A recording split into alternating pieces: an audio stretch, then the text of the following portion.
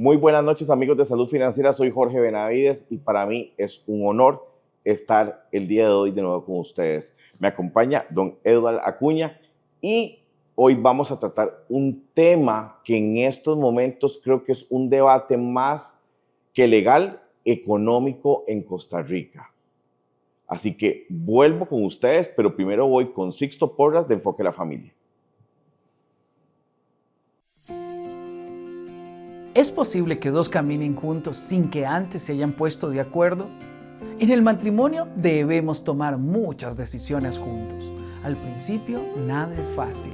Hemos pasado tanto tiempo pensando solo en nosotros mismos que integrar a otra persona en la planificación de nuestra vida toma su tiempo. ¿Cuántos hijos vamos a tener? ¿Debemos mudarnos?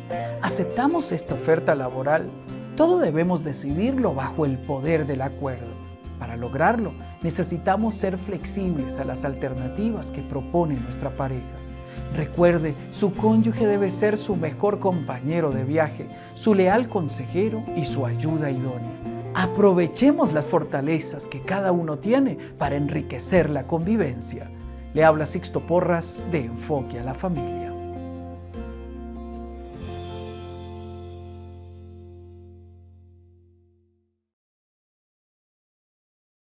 Ahora sí, regresamos a los estudios de Salud Financiera en San Antonio de Escazú. Don Eval. Ay, ¿cómo me le va? Todo el mundo a usted le dice diferente en todos los canales, entonces por eso le pregunto. Culpa de mi papá y el nombre raro que escogió. ¿Eso fue? Sí. ¿Toda la culpa de tu papá o tuvo...? Con consentimiento de mamá, pero la responsabilidad es de papá. La responsabilidad entonces es de los dos porque hubo consentimiento. En derecho penal Sí, hubo señor. consentimiento. Buenas noches, don Jorge. Un saludo a usted y a toda su audiencia. Gracias de verdad por aceptar la invitación. Una pregunta, y con esto quiero iniciar. O sea, hay dos temas que en estos momentos se debaten, que una es el veto que acaba de emitir el presidente de la República sobre esta ley que, o sea, no sé si, ¿cómo llamarlo? Permite o flexibiliza que los privados de libertad salgan con menos razones, por decirlo así, o el veto sí está bien o no está bien según tu criterio. A ver, aquí hay que contextualizar el tema. Lo primero es que desde 1971, existe la obligación de dictar una ley de ejecución penal. Esa ley de ejecución penal no es sino hasta ahora esta Asamblea Legislativa que la dicta. Lo segundo, desde 1998, con el Código Procesal Penal, se crea la figura del juez de ejecución de la pena. Tenemos la tendencia general de creer que el proceso termina con la sentencia. El proceso penal termina con la ejecución de la sentencia, que tiene que ser supervisada por la autoridad judicial. La discusión de a quién compete la forma de ejecución de la pena entre el Poder Ejecutivo y el Poder Judicial es una discusión que se ha dado en toda América, no es una particularidad costarricense. El proyecto de ley me parece a mí que va en línea a garantizar reglas de juego para los privados de libertad dentro del sistema penitenciario y establece mecanismos progresivos para el beneficio de ejecución condicional, de libertad condicional. Lo que ocurre es que la gran discusión está en si debe prevalecer el criterio técnico del Instituto Nacional de Criminología o el criterio de los jueces de ejecución de la pena. Y aquí hay que hacer una puntualización. De las personas que salen en libertad condicional, solo el 5% reincide.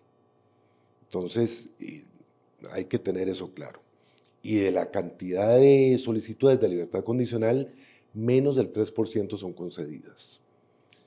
El gran problema está en el sistema carcelario. A ver, se supone y tenemos la obligación constitucional y convencional de que el sistema debe rehabilitar cuando se pueda al privado de libertad, al reo condenado. El problema está en que no hay recursos humanos y técnicos suficientes para cumplir con este fin. Las cárceles se están convirtiendo básicamente en un lugar de encierro, con hacinamiento y poca posibilidad de rehabilitación. Voy a hacerte preguntas, porque te lo juro, Yo tengo más dudas que otra cosa en mi mente. Ahora bien, yo no soy abogado. Yo soy licenciado en Finanzas, Banca y Bolsa. Y obviamente yo todo lo veo desde un punto de vista económico. ¿Okay? Ayer hacía una crítica ácida a la Caja del Seguro Social, por ejemplo, porque muchos dicen, la caja está quebrada, no hay presupuesto para la caja, pero resulta ser que ayer apareció una noticia bomba que dice que 4.800 millones de colones fueron destinados a pagar permisos a sus empleados. Entonces uno dice, si hay 4.800 millones de colones, entonces quiere decir que sí hay presupuesto, mal administrado. Entonces, si vamos a lo que es el Ministerio de Justicia y Gracia y todo lo que tiene, otras entidades que tienen que ver ya con la persona privada de libertad, ¿usted cree que hay un mal, manejo a la hora de distribuir los recursos para evitar este hacinamiento? O sea, ¿se podría hacer algún tipo de cambio para poder tener nosotros un sistema ejemplar en Costa Rica? Sí, pero requiere recursos económicos. Y políticamente no es rentable invertir en cárceles. Es un tema de costo político. Es mejor invertir en prevención que en represión. Ahora, la construcción de la cárcel de alta contención va a alivianar el hacinamiento, sobre todo con personas de perfil muy alto de peligrosidad. Pero no soluciona el problema de la rehabilitación.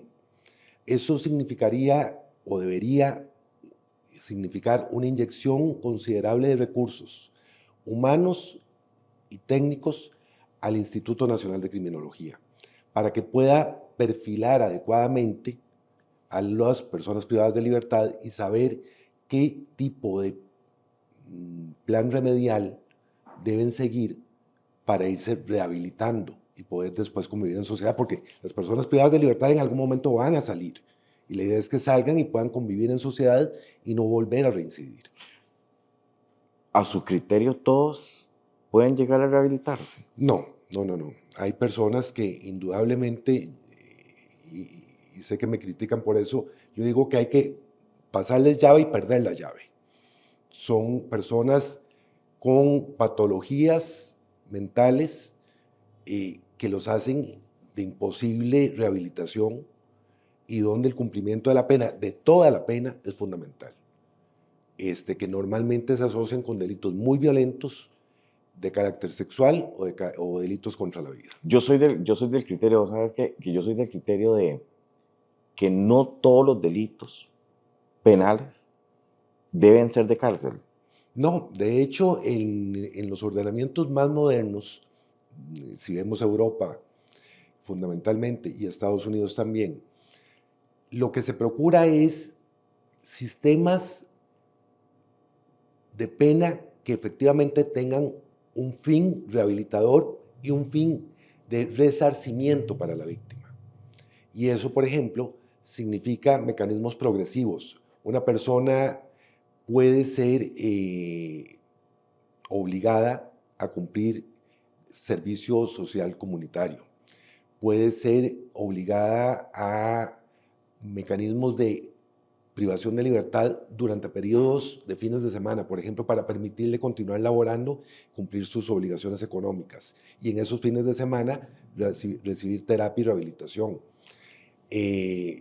Y, por ejemplo, en Alemania se está instaurando el mecanismo, ya tiene su tiempo, donde, de acuerdo con el perfil del privado de libertad, se le procura que esté trabajando con aquellas habilidades que tiene, para que cuando salga del sistema penitenciario pueda ser una persona productiva en la sociedad. Yo lo analizo ahora porque, por ejemplo, ahora hay una gran cantidad de denuncias por estafa por estos famosos clubes de viaje.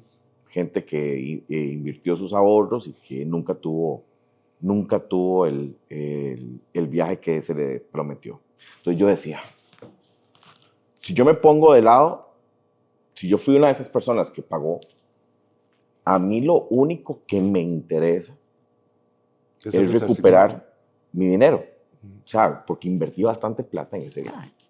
Entonces yo decía, ese tipo de delitos, y te lo digo, no soy abogado, o sea, ese tipo de delitos, esa persona no debería estar en la cárcel, debería estar, o tener un sistema que lo obligue a devolver lo que le quitó, ¿verdad?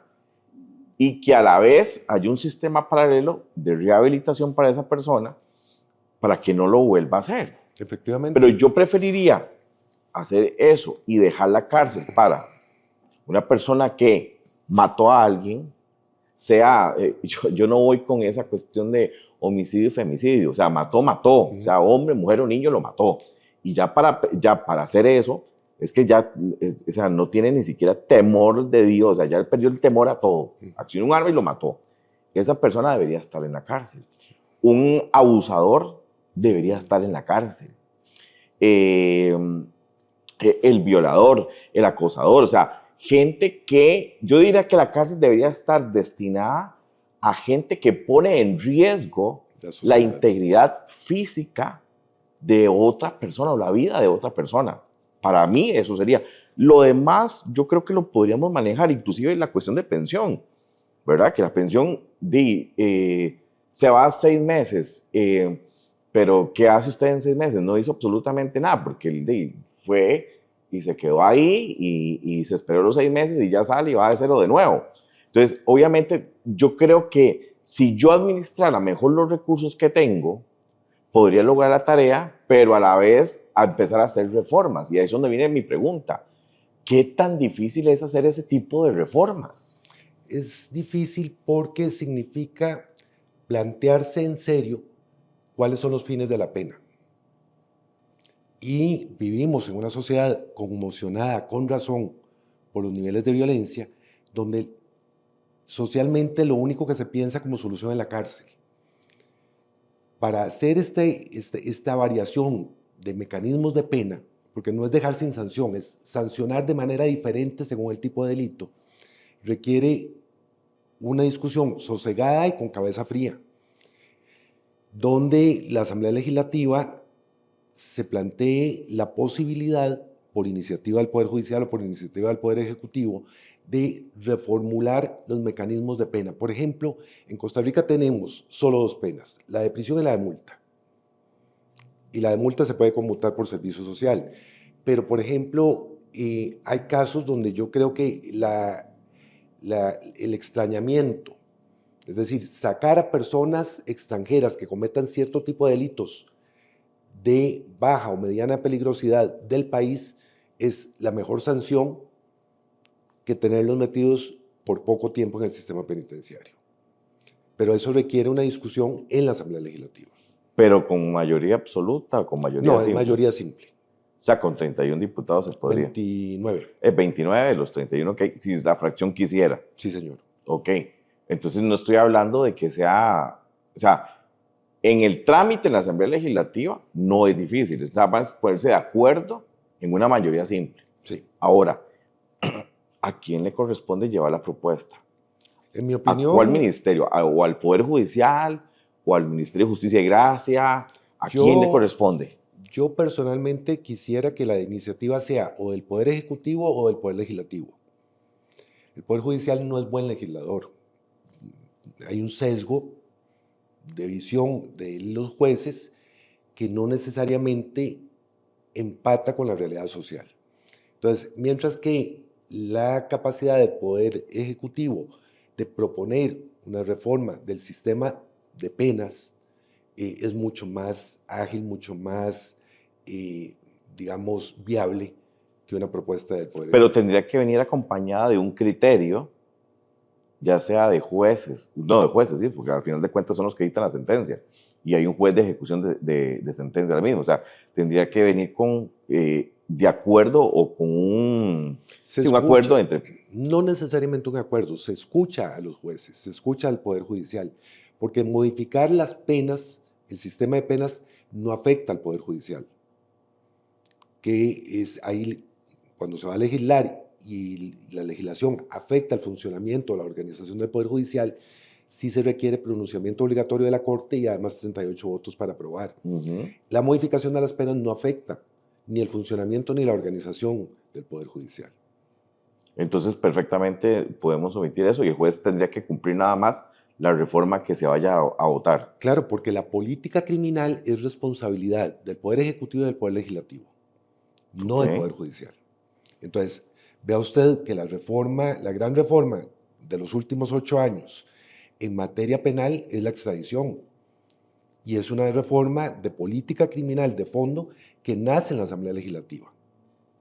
Ahora, si nosotros hiciéramos ese tipo de reformas, obviamente nos estaríamos ahorrando miles de millones de colones. Sí, y siendo más eficientes en el principio de rehabilitación, que es lo que interesa. Eso es lo que le iba a preguntar en el segundo segmento, pero me voy a adelantar ahorita. ¿Está el sistema actual diseñado para rehabilitar a una persona privada de libertad? No, es muy básico, muy rudimentario, muy limitado en los recursos, y entonces la rehabilitación ocurre casi que por voluntad de la persona privada de libertad de querer rehabilitarse.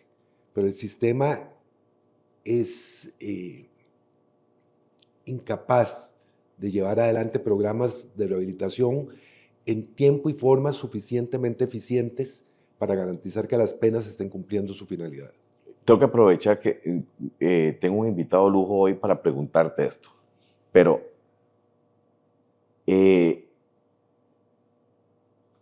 yo considero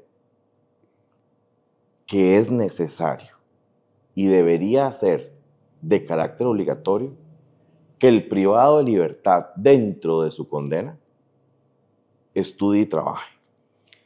No se puede obligatoriamente por un tema constitucional, pero la solución es muy simple.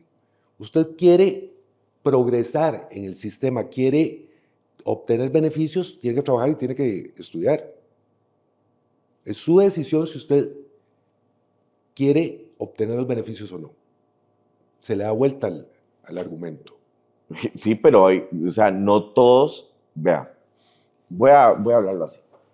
Acaban de condenar a un muchachito X por el delito que se cometió contra Nadia Peraza. Yo vi las tomas de la sentencia, más o menos en la noticia seguí los pormenores del juicio. Y es una persona que se le ve en la cara, que simple y sencillamente no tiene nada, ninguna meta, ninguna cuestión en la vida. Esa persona va a llegar al centro penitenciario y va a quedarse ahí. Y se va a quedar ahí el tiempo que toque, porque efectivamente yo creo que él tiene 2 problemas. Ausencia de empatía y ausencia de remordimiento. Eso es significativo de una psicopatología. Debería el Instituto Nacional de Criminología evaluarlo y decir, no tiene manera de remediar, entonces que cumpla la pena completa.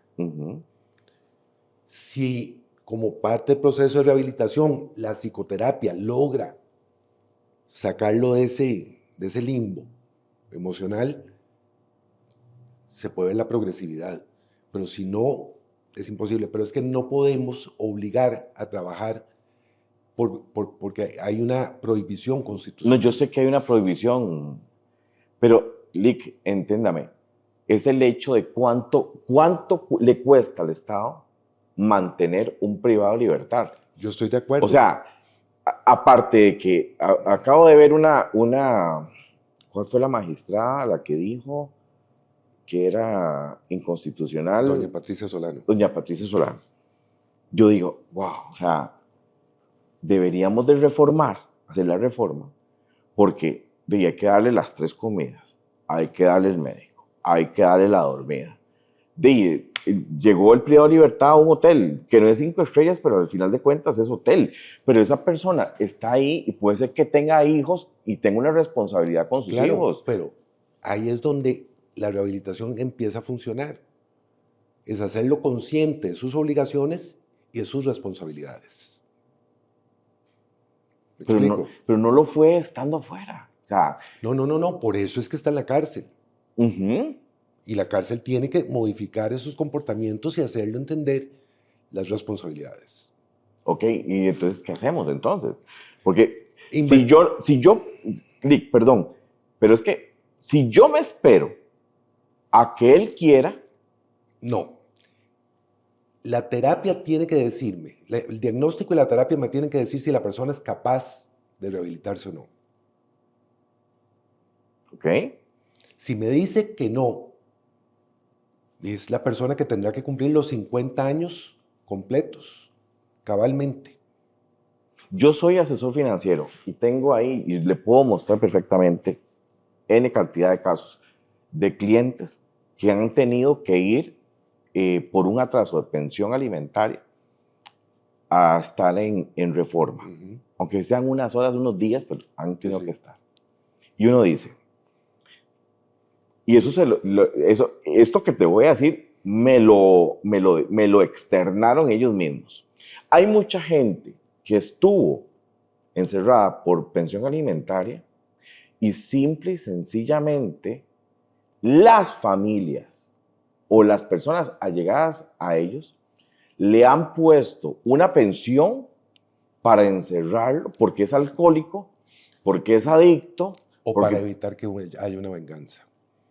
Es un mecanismo de protección. Entonces, mucha gente, no digo que la mayoría, pero mucha gente está encerrada en reforma por pensión alimentaria, pero no es porque tenga una obligación que cubrir, sino que lo están mandando ahí simple y sencillamente porque saben que ahí no va a tener droga, que ahí no va a tener alcohol, que ahí no va a tener ningún tipo de problema de adicción, y entonces lo usan como para desintoxicar. Sí. Y eso le cuesta al Estado, esa manutención de esa persona le cuesta al Estado bastante plata. Yo hice un ejercicio ahí entre alimentación y comida, y estamos hablando de que una persona privada de libertad podría estar gastando diariamente 50,000 colones, bajo. Por ahí. Bajo. O sea, es mucho. Estamos de acuerdo. El problema de pensión alimentaria es diferente al problema penal. Pensión alimentaria es la irresponsabilidad de las obligaciones. No, totalmente de acuerdo. Entonces, el tema está en que se está usando por parte de familiares para desintoxicar o para esconder a personas con problemas. Y ahí el sistema tiene que revisar qué está pasando. Pero es un tema de derecho de familia complicado en el que yo no me meto. Zapatero a tus zapatos. Mientras que en el sistema penal, lo que uno ve de dentro es que la enorme mayoría de los privados de libertad buscan qué hacer. Por dos razones. Primero, el cerebro desocupado es el peor enemigo de cualquier persona. Y dos, saben que eso es lo que les permite ir progresando en el sistema. Más bien, el problema que enfrentan son dos. Ausencia de recursos donde trabajar. Que dicen que es muy mal pagado, por cierto. Pero no, por eso sí. Es mal pagado, pero no hay donde trabajar. Entonces, buscan dónde estudiar y ahí con el estudio los que lo ocupan van saliendo. Pero hay otros que ni ocupan estudiar y el trabajo no se da y los mandan a cursos para aprender a manejar impulsos primarios, para tener conciencia de actitudes misóginas, por ejemplo, pero los cursos se dan cada muerte de obispo.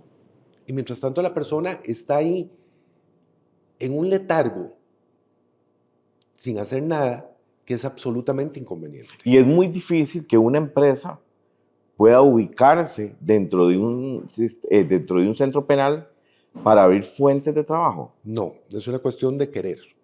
En Alemania, por ejemplo, muchos de los privados de libertad que tienen habilidades en mecánica trabajan para la Mercedes dentro del sistema. Y aprenden y cuando salen la compañía los contrata. Y los que saben de repostería, igual. O sea, es cuestión de cambiar la mentalidad. Todavía en los centros penitenciarios se les enseña a hacer artesanías, que no sirve para nada. No, nada. Eso hace Entonces, años se acabó. Hay que hacer una alianza con el INA, por ejemplo,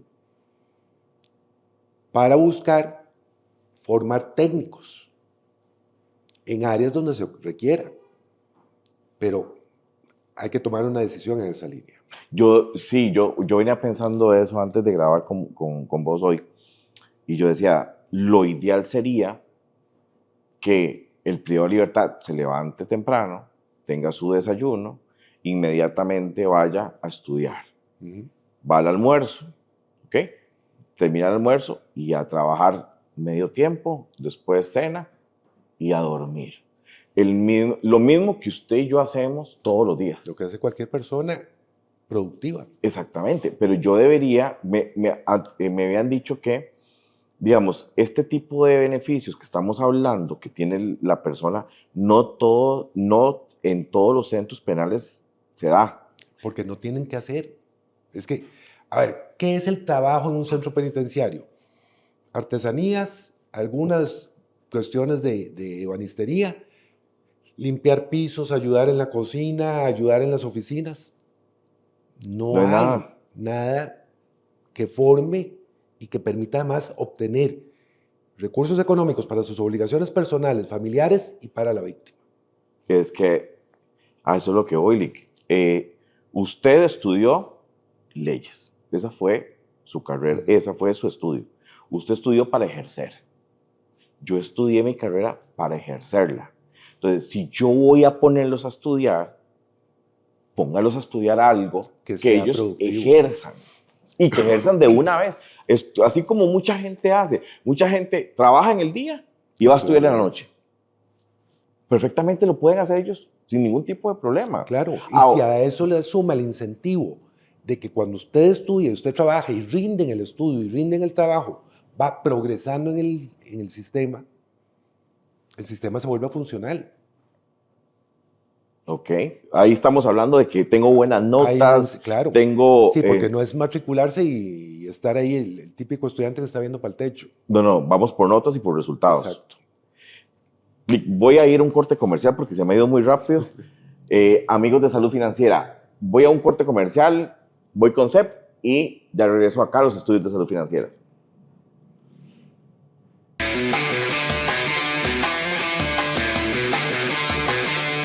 Cuando se trata de proteger lo más importante, la seguridad no es un lujo, es una necesidad.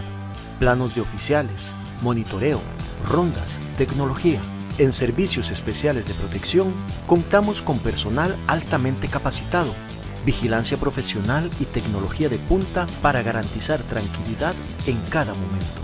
Empresas, hogares, eventos, donde nos necesite, estamos listos para servirle. Llámenos hoy al 2236-8800. Síganos en nuestras redes sociales y descubra por qué somos su mejor opción de seguridad. Servicios Especiales de Protección. Su seguridad, nuestra misión.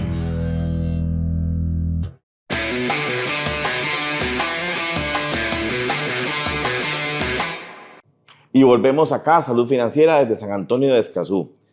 Licenciado, eso es un tema que de verdad se las trae y es muy, muy rico, porque obviamente Costa Rica ni siquiera podemos decir que está en pañales.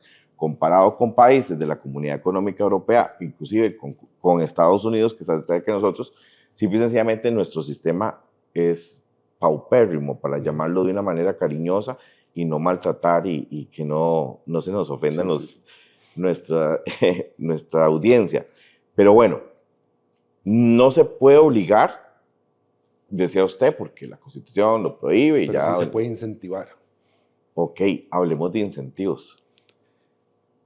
El Código Penal establece que la persona que trabaja durante el cumplimiento de la pena va a descontar por cada día 2.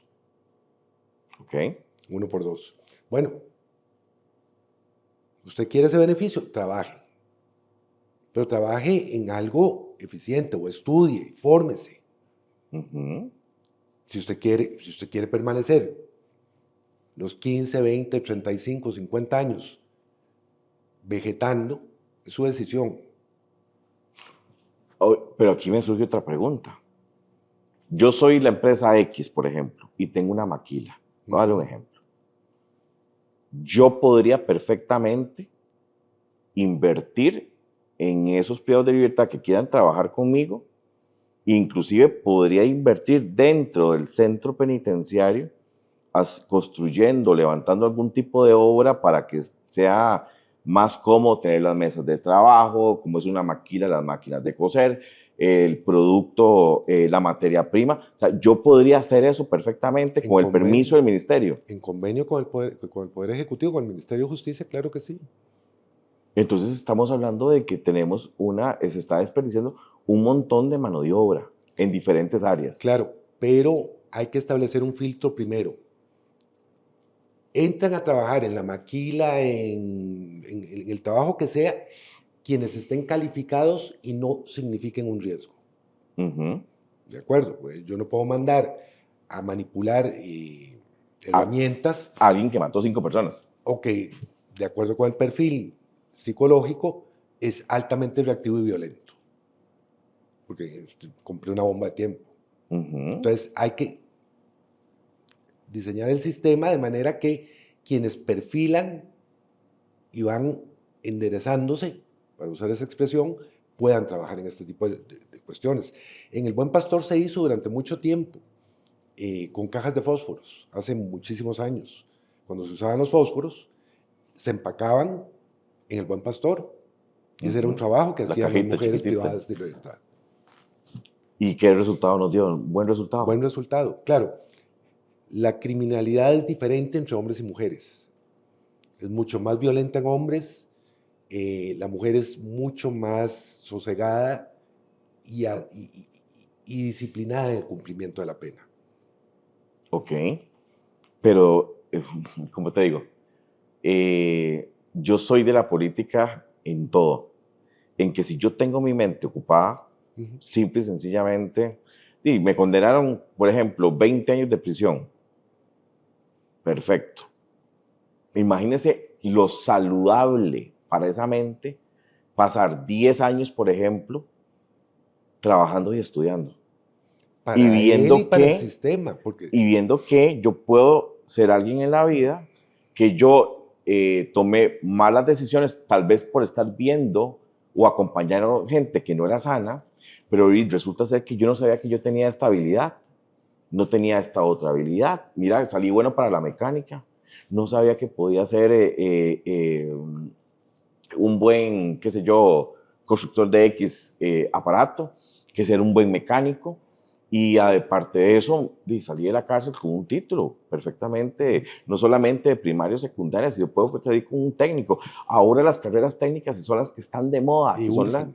y son las que urgen y son las que están en boga en estos momentos en toda Europa y en Estados Unidos, porque son carreras de 1 año y medio, donde usted sale con trabajo, pero prácticamente de inmediato. Es más, yo me atrevería a decir esto, yo cambiaría el sistema de tal manera que esa persona cuando pone un pie afuera del centro penitenciario ya tiene trabajo. Bueno, eso es lo que se hace en sistemas penitenciarios de Europa y de Estados Unidos. La persona sale y ya va. Y en teoría, acá también, cuando se da la libertad condicional, la persona sale y tiene un trabajo. Es parte de las condiciones. Entonces, digamos que, para resumirlo, con un poquito de voluntad política, un poquitito, no, Y de creatividad. y creatividad. Ahora, estamos construyendo el CACO, que eso es para gente que definitivamente es mejor tenerlas ahí Por el nivel de guardadita. peligrosidad y porque se trata de delincuencia organizada fundamentalmente. Usted lo tiene que entender mejor que yo. Son empresas donde el gerente en la cárcel o fuera de la cárcel sigue siendo el gerente. Mientras que en el CACO no van a tener capacidad de comunicación. Eso los aísla. Y entonces ya no pueden estar mandando a matar, mandando a traficar. Es para gente con perfiles violentos y de delincuencia Eso va a organizada. tener, a tu criterio, un impacto fuerte para las personas que están afuera de esas mismas bandas. Sí, en 2 líneas. O pueden desaparecer los grupos o pueden generarse guerras dentro de la misma organización a ver quién queda en lugar de. Que ha sido la tendencia Que la en los tónica. carteles, por ejemplo, de México. Y en las bandas de Costa Rica. Ujú. Hoy, por ejemplo, una noticia era que se estaba allanando a una banda, el Limón, que robó a otra banda, el Limón. O sea, las luchas van a continuar porque el sistema penitenciario es el final de la cadena. Para poder corregir la criminalidad hay que invertir en prevención. Ok, hablemos de prevención, porque digamos, una persona que en estos momentos nació en un barrio peligroso, que ya desde chiquitillo, como viste y como habla, ya viene con una tendencia porque es lo que está viendo. Ya vio que papá está en la cárcel, pero no aprendí. Entonces, ¿cómo prevenir, cómo hacer prevención con ese tipo de personas? A ver, mi personal visión, primero en la familia. Si la familia es disfuncional, la cosa ya va chueca. Segundo, en la educación, pero una educación, Costa Rica cometió el error, desde mi perspectiva, de hacer un énfasis en los derechos de los niños y de los muchachos, y nadie les habló de obligaciones. Yo oí de vez en cuando que me invitan a hablar de la ley penal juvenil a colegios, y cuando uno empieza a hablarles de que son responsables, de que pueden cometer delitos, de que tienen consecuencias, pelan los ojos, porque nunca nadie les había dicho que tienen obligaciones y responsabilidades para convivir en sociedad. Luego están las iglesias y las organizaciones comunitarias. Si no se forman valores, la persona no camina bien. Entonces, entran programas, por ejemplo, de prevención de consumo de drogas en las escuelas y colegios, la inversión en deporte comunal y la inversión en cultura. Son, digamos, las vacunas para agarrar a los muchachos y a los niños antes de que se metan en problemas. Luego está la prevención más mediática, o más inmediata, perdón, que es la de el patrullaje en las zonas calientes para evitar la comisión de delitos en la medida de lo posible. En eso viene un centro de inteligencia que estará a finales de este año en funcionamiento, que va a permitir una mayor eficacia en el trabajo policial preventivo. Y luego está la responsabilidad del Poder Judicial de investigar y juzgar con prontitud. Lo que hace que un delincuente no cometa un delito, no se sienta a pensar cuánto me van a meter, porque juran que nunca les va a pasar, sino que es donde se ve que el sistema funciona eficientemente en periodos de tiempo muy cortos, como reacción a la comisión de delitos, eso disminuye los índices de criminalidad. Yo estaba la semana pasada hablando con el ministro don Mario Zamora y don Mario me estaba explicando que, bueno, los cambios que hubieron con los delitos pequeños, que antes era o vas a la cárcel o días multa, ¿verdad? Entonces, lo que pasó con las contravenciones. Sí. Entonces me decía, por eso hay tanta gente que usted ve que dicen que la han pasado 50, 60, 70 veces. Entonces él va y se roba una picarita, tú sabes que no va a ir a la cárcel. Entonces se roba después algo más que una picarita, no va a ir a la cárcel, ¿verdad? Porque para ese tipo de delitos simple y sencillamente dejó de existir. Hasta que ya hacen algo grande, los agarran y entonces el titular del periódico lo pasaron 60 o 70 veces antes de que lo agarraran. Y usted sabe que es lo que ha pasado en esos últimos tiempos y ha sido el titular. Deberíamos endurecer penas ya para ese tipo de delitos para que de una vez sepa que, o sea, te estás robando algo, por más simple que vos lo veas como una picarita, te estás robando. Robar es un delito. Sí, yo soy del criterio de que hay que reformar el sistema contravencional. El sistema contravencional es el primer filtro para dar señales de advertencia, pero tiene que tener consecuencias reales. Porque usted va al sistema contravencional y le ponen 10 multa y no pasó nada. Si se modifica el sistema contravencional en línea con lo que se ha hecho en Europa, donde hay pena y hay una consecuencia, usted cumple o cumple, la persona va a entender qué es lo correcto y qué es lo incorrecto.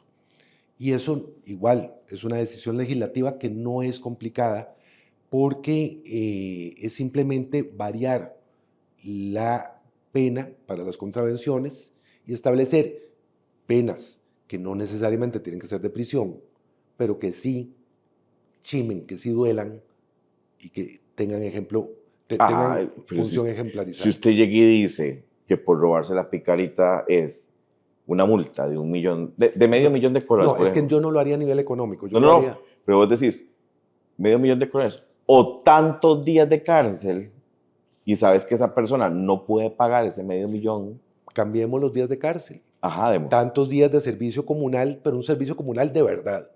Ujú. Vaya, limpie caños, vaya, pinte organizaciones no gubernamentales, la Cruz Roja, vaya, ayude en un asilo de ancianos, pero bien supervisado, es otra historia. Y eso no ocupamos mayoría absoluta. Esos son No, no, no, reformitas no. que se pueden Es una hacer. reforma muy sencilla. Ok. Entonces, obviamente, esa persona ya no va a querer robarse esa picarita. No, porque las personas van a escalar. Rara vez una persona comete un delito violento o un delito gravísimo De primera. de primera.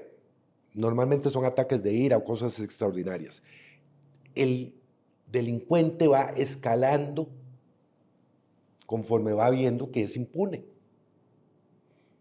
Me robé un celular, me pegué un cadenazo, asalté, robé una casa, y van para arriba.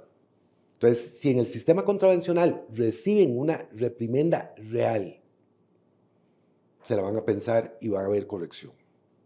Y si entonces también, pongámoslo así, te lo pongo, se me acaba de ocurrir esta idea. No la veo tan mal, pero digamos, la persona puede en estos momentos decir, voy a estudiar y voy a trabajar y me voy a coger el beneficio para descontar días de, de mi condena, ¿ok? Hay personas que dicen, simple y sencillamente aquí me voy a quedar de vago, no quiero hacer absolutamente nada. Esos no van a tener el beneficio. Pero si les damos un empujoncito a las condenas un poquito más para arriba para que sientan un poquito el ácido, ¿usted no cree que esa persona lo vaya a Sí, recapacitar? claro, pero vea, las condenas en Costa Rica son de las más altas en Latinoamérica. Ujú. 50 años es más de la mitad de la vida de cualquier persona. Y de esos 50 años, ¿cuántos son años Es efectivos? que ahí es donde, a ver, si la persona no busca rehabilitarse, cumplirá 47, 48 años. Ok. ¿De acuerdo? Entonces, el tema está en generar incentivos para quienes quieran rehabilitarse. Es que yo sí creo que hay personas con patologías que no hay manera. Pero ¿qué hay de cierto? Y yo esto lo digo como mito porque no me consta. Nada más lo escuché o lo he escuchado. No, yo estoy en la cárcel, pero digamos, al tercio puedo optar por algún tipo de beneficio. Antes, ahora no. Ya Ahora no. tiene que cumplir por lo menos la mitad de la pena. Ok. Y además demostrar que se ha rehabilitado, que tiene trabajo, que tiene una red de contención social. No es que ya cumplí, ya me voy. Ya entonces eso no existe. Ya ahora sí. Entonces, de los 50 años efectivos pueden ser 46 o 47 años. Sí. En una máxima. No es como dicen, porque también hay una pésima información, que de 50 solo 35. No. Te digo porque eso es lo que se oye. Yo sé que eso es lo que se dice, pero no es así. Ok, entonces podemos endurecer un poquito más. O sea, tratar de, en la medida de lo posible y en el buen sentido, coaccionar a esa persona o irla obligando a que él tome la decisión, ya que yo no puedo obligarlo.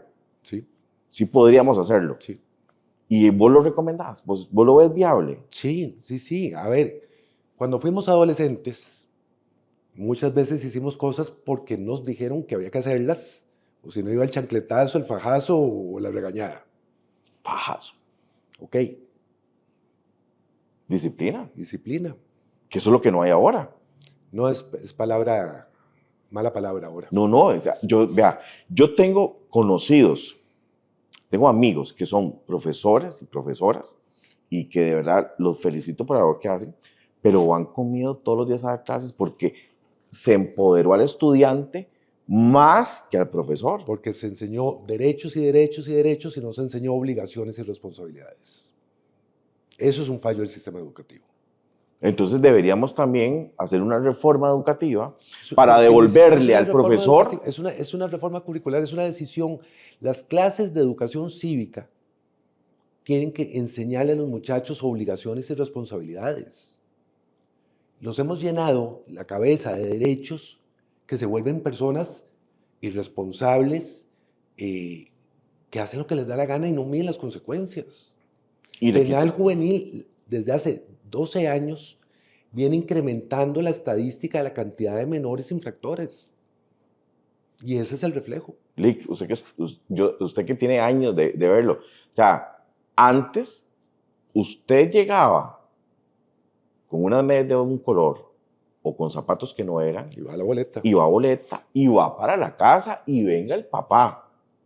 Usted llega, ahora el chiquillo llega con una boleta a la casa y mañana el profesor tiene una demanda, porque ahora todo es agresión psicológica, me le gritó, me lo regañó de mal modo. Lo vio feo.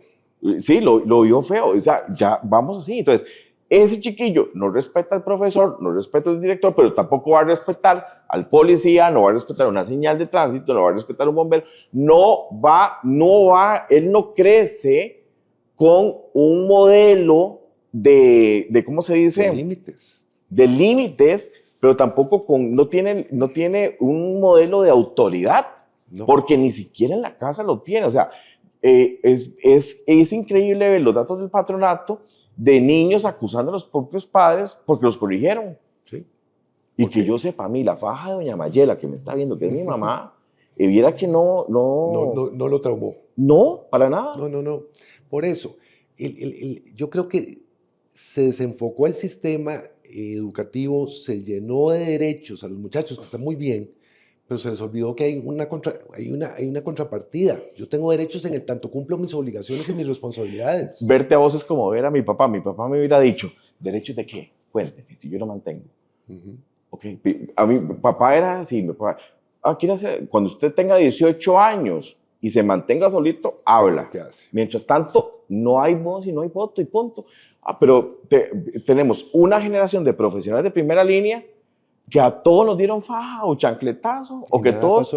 Y nada pasó. Y nada pasó. Pero ahora no podemos seguir esa misma línea, y en la cárcel tampoco podemos seguir en la misma línea en ningún lado. Es más, usted ve, y yo sé que usted me va a decir, Jorge, tenés razón, ¿cuántas personas en estos momentos están en un juicio y se burlan del fiscal y del juez? Solamente con... Muchísimas. Porque ya no tienen respeto. No, es que hubo una campaña hace muchos años que a mí me encantó, que decía, póngale límites a sus hijos antes de que se los ponga la sociedad, porque el límite que le pone la sociedad es la cárcel.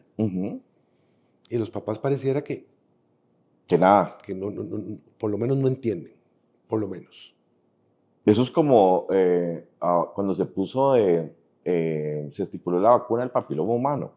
A las chiquillas, hasta que no les enseñaron cómo quedaba una mujer con un cáncer de cervix, no entendieron qué era eso, y inmediatamente bajó el índice de natalidad entre menores de edad.